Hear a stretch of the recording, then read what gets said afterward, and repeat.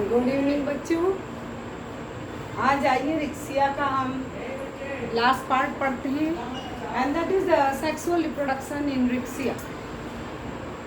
Riccia में sexual reproduction वो gamos प्रकार का होता है, यानी कि male sex organ, male gamete antherozoid motile होता है और फीमेल जो एग होती है वो नॉन मोटाइल होती है। एडवांस टाइप का वो गैमस टाइप का रिप्रोडक्शन रिक्सिया के केस में पाया जाता है, जैसा कि सभी ब्रायोफिटिक पौधों में होता है।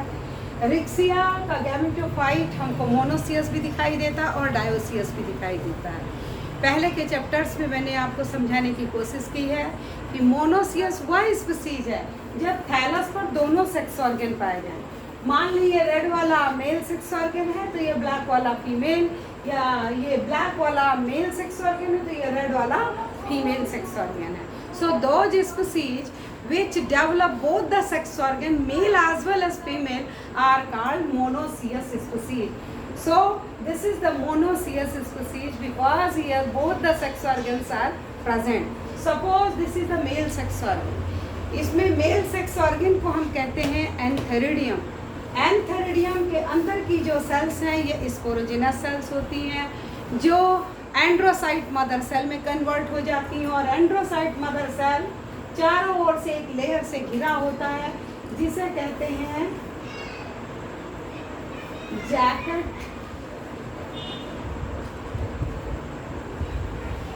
जैकेट लेयर कहते हैं। ब्रायोफिटिक पौधों में जो मेल सेक्स ऑर्गन है वह एक लेयर से घिरा हुआ है, स्टेराइल सेल्स हैं जैकेट लेयर की, और इसके अंदर की जो सेल्स हैं ये क्यूबिकल होती हैं। इन्हें हम एंड्रोसाइट मदर सेल कहते हैं। प्रत्येक एंड्रोसाइट मदर सेल में माइटोसिस होती है, ऑब्लिक डिवाइड होते हैं ये इक्वली दो पार्ट में। यहाँ तिरछा डिवीजन है इसीलिए इसे ऑब्लिक डिवीजन कहते हैं। प्रत्येक एंड्रोसाइट मदर सेल से दो एंड्रोसाइट सेल्स बनती हैं and both androcyte cells metamorphosis into antherozoid. तो एंथ्रोजॉइड या मेल गैमेट इनका कैसा होता है? यूनिसेलुलर होता है, यूनिन्यूक्लिएट होता है और बाईफ्लैजिलेट होता है। ये देखिए इनका ये फ्लैजिला है, यानी antherozoid is unicellular, uninucleate and biflagellate. आइए अब बात करते हैं हम फीमेल सेक्स ऑर्गन की। Female sex organ flask shaped structure होता है। ऊपर का पार्ट पतला होता है जबकि नीचे का पार्ट चौड़ा होता है या घड़े के आकार का होता है। जो ये ब्रॉडर पार्ट है इसे हम वेंटर कहते हैं और ऊपरी पतले पार्ट को हम नेक कहते हैं। सबसे ऊपर आर्ची और फीमेल सेक्स ऑर्गन को, जैसे यहाँ मेल सेक्स ऑर्गन को एंथेरिडियम कहते हैं, वैसे ही फीमेल सेक्स ऑर्गन को आर्चीगोनियम कहा जाता है। आर्चीगोनियम दो पार्ट में बटा हुआ है, नेक और वेंटर। नेक के अंदर हम देखते हैं कि हमको ट्रांसवर्स सेप्टा जैसा स्ट्रक्चर दिखाई देता है। इन सेल्स को हम नेक कैनाल सेल कहते हैं। वेंटर दो भागों में बटा होता है। वेंटर की अपर सेल को हम वेंटर कैनाल सेल कहते हैं और निचली सेल को हम एग सेल कहते हैं। यहाँ जो सबसे ऊपर हमको सेल दिखाई दे रही है इसे हम कवर सेल कहते हैं। कवर सेल की संख्या 4 होती है। जैसे यदि ये 4 मेरी उंगलियां हैं और अगर हम ऐसे आपको दिखाएं तो केवल 2 उंगली दिखाई देगी और 2 इसके पीछे है। इसी तरीके से इस कवर सेल की 2 सेल्स इसके पीछे हैं। और ये जो सेक्स ऑर्गन है, ये सेक्स ऑर्गन फोटोसिंथेटिक जोन के अगल बगल हमको ऐसे दिखाई देता है। दोनों ओर फोटोसिंथेटिक जोन की जो फिलामेंट होती है फोटोसिंथेटिक, ये दोनों ओर से एंथेरिडियम को घेरे रहती हैं। इसी तरह इस साइड भी हमको ऐसा ही स्ट्रक्चर दिखाई देता है, दोनों ओर से कवर होता है। यानी कि जो एंथेरिडियम होता है ये एंथेरिडियम चैम्बर में पाया जाता है और जिसके दोनों ओर हमको फोटोसिंथेटिक सेल्स दिखाई देती है। यहाँ एक चैम्बर का फॉर्मेशन हो गया। इस चैम्बर को हम कहते हैं antheridial chamber. This chamber is called antheridial chamber. इसी तरह यहाँ जो आर्चिगोनिया है, इस आर्चिगोनिया को यदि हम देखें तो ये आर्चिगोनिया भी हमको दोनों ओर से फोटोसिंथेटिक फिलामेंट से घिरी हुई दिखाई देती है, और ये ऊपर की ओर उभरा हुआ पार्ट यही हमको यहाँ ऐसे दिखाई दे रहा है। यानी कि मेल और फीमेल दोनों सेक्स ऑर्गन मिड रिब के अगल बगल एक्रोपिटल मैनर में ग्रो करते हैं। जब आर्चिगोनियम के अंदर ये एग सेल मैच्योर हो जाती है तो VCC यानी वेंट्रल कैनाल सेल और नेक कैनाल सेल ये डिसइंटीग्रेट हो जाते हैं, और डिसइंटीग्रेट होकर के ये बाहर की ओर बह जाते हैं। कवर सेल पर प्रेशर पड़ता है, और इस प्रेशर से ये दोनों एक दूसरे से अलग हो जाते हैं। जैसे पहले ये स्थिति बिल्कुल अलग एक दूसरे के पास थी, और फिर थोड़ा सा बीच में एक अपर्चर का फॉर्मेशन हो जाता है। यहाँ से जो NCC और VCC डिसइंटीग्रेट करके निकली वो थैलस पर बहती हैं।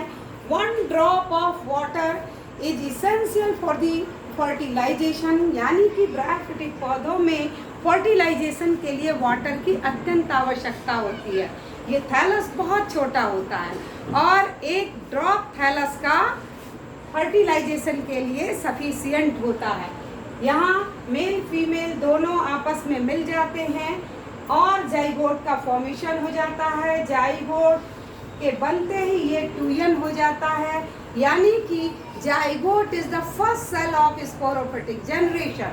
और इस जाइगोट का जब डेवलपमेंट होता है तो जाइगोट में बार बार पहले ट्रांसवर्स डिवीजन, फिर लॉन्गिट्यूडिनल डिवीजन, बार बार माइटोसिस होती है, और फाइनली सेल्स 2 रो में अरेंज हो जाती हैं। जब ये 20 से 40 सेल के अंतर्गत आ जाती हैं तो जो बीच की सेल्स होंगी इनको हम कहते हैं इंडोथीसियम, और जो बाहर की सेल्स होती हैं इन्हें कहते हैं हम एम्फीथीसियम।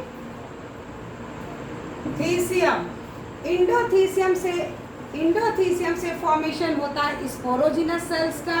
स्पोरोजिनस सेल से फॉर्मेशन होता है स्पोर मदर सेल का, और ये इंडोथीसियम से फॉर्मेशन होगा यहाँ स्पोर मदर सेल का, और स्पोर मदर सेल से फॉर्मेशन होता है स्पोर टेट्राइड का। स्पोर मदर सेल में होता है रिडक्शन डिवीजन, यानी यहाँ इसके अंदर कौन सा डिवीजन हो गया, मान लिया कि ये स्पोर मदर सेल है, तो इस स्पोर मदर सेल के अंदर इसे हम स्पोर मदर सेल कह सकते हैं। इंडोथीसियम से फॉर्मेशन हुआ किसका, स्पोरोजिनस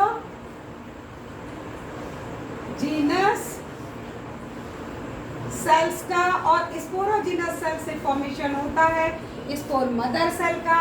स्पोर मदर सेल में होता है रिडक्शन डिवीजन, जिसे हम मियोसिस कहते हैं, और बन जाता है स्पोर टेट्राइड। एस जितनी भी ये स्पोर मदर सेल हैं, इनमें से जो मदर सेल स्पोर्स का फॉर्मेशन नहीं कर पाती हैं उन्हें हम नर्स सेल कहते हैं, और नर्स सेल अपना पूरा न्यूट्रिशन डेवलप होते हुए स्पोर टेट्राइड को दे देते हैं। यहाँ हम देखें this is the LS of the sporophyte of Riccia, और हम यह पाते हैं कि रिक्सिया का जो स्पोरोफाइट होता है यह प्रिमिटिव होता है, क्योंकि यह फूट, सीटा और कैप्सूल में डिविजिबल नहीं है, केवल कैप्सूल पाया जा रहा है। ना इसमें फूट होता है ना इसमें सीटा होता है। That's why we can say कि in Riccia the sporophyte is very primitive type due to presence of only capsule, और ओनली 1 लेयर कैलिप्ट्रा इसको चारों ओर से प्रोटेक्ट किए रहता है। ये जो स्ट्रक्चर है इस थैलस में अंदर धंसा रहता है, इस फोटोसिंथेटिक जोन के बीच में पड़ा रहता है। जब ड्राई कंडीशन आता है पूरा थैलस सूख करके ख़त्म हो जाता है, किंतु यह स्ट्रक्चर उसके अंदर पड़ा रहता है। जैसे ही जब बिल्कुल वो सूख जाता है और कहीं से वाटर की ड्रॉप इस पर गिरती है फेवरेबल कंडीशन आने पर, तो ये वॉल टूट जाएगी और स्पोर्स बाहर आ जाते हैं। स्पोर्स हैप्लॉइड होते हैं क्योंकि ये रिडक्शन डिवीजन के बाद बने और फिर यही स्पोर फेवरेबल कंडीशन में जर्मिनेट करके नए गैमेटोफिटिक थैलस को जन्म दे देते हैं। तो यहाँ यदि हम देखें इसकी लाइफ में, यहाँ ये हैप्लॉइड फेज है, n number of chromosome, antheridium भी हैप्लॉइड है क्योंकि n नंबर ऑफ क्रोमोसोम, एंड्रोसाइट भी n नंबर क्रोमोसोम को रखता है, एंथ्रोजॉइड भी हैप्लॉइड है इसलिए n number of chromosome. Archegonium को देखें तो चूंकि गैमेटोफाइट हैप्लॉइड होता है n number of chromosome, that's why archegonia भी हमारी हैप्लॉइड होगी।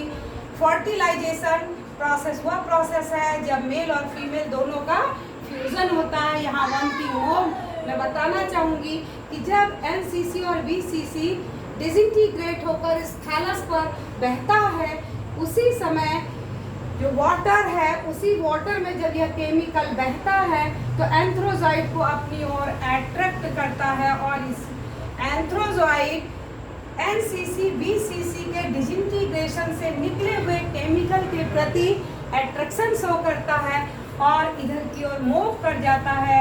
इस मूवमेंट को हम कहते हैं कीमोटैक्टिक मूवमेंट। तो इस तरह कीमोटैक्टिक मूवमेंट में भी आपसे शॉर्ट नोट पूछा जा सकता है। दोनों मिल जाएंगे, जाइगोट बन जाएगा और जाइगोट बनने के बाद फिर जाइगोट का डेवलपमेंट होगा, इंडोथीसियम एम्पीथीसियम बनेगा, इंडोथीसियम से स्पोरोजिनस सेल, स्पोरोजिनस सेल से spore mother cell, spore mother cell में होगा रिडक्शन डिवीजन और बन जाएगा यहाँ स्पोर टेट्राड।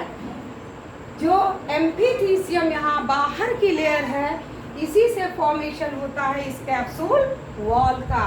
तो इस स्थिति में हम क्या देख रहे हैं यहाँ कि ये जो स्पोरोफाइट है ये 2n होता है, रिडक्शन डिवीजन के बाद पुनः यह n number of chromosome show करता है, यानी कि इसके जीवन में हैप्लॉइड फेज लंबी होती है और डिप्लॉइड फेज बहुत छोटी होती है।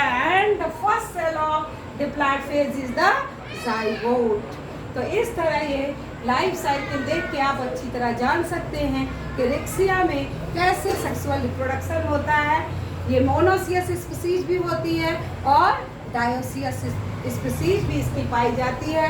मोनोसियस स्पीसीज में दोनों सेक्स ऑर्गन एक ही थैलस पर होंगे और डायोसियस स्पीसीज में दोनों सेक्स ऑर्गन अलग अलग थैलस पर पाए जाते हैं। अब इसका आप एक स्क्रीनशॉट ले लीजिए ताकि आप इसकी लाइफ साइकिल को डिस्क्राइब कर सकें। Thank you.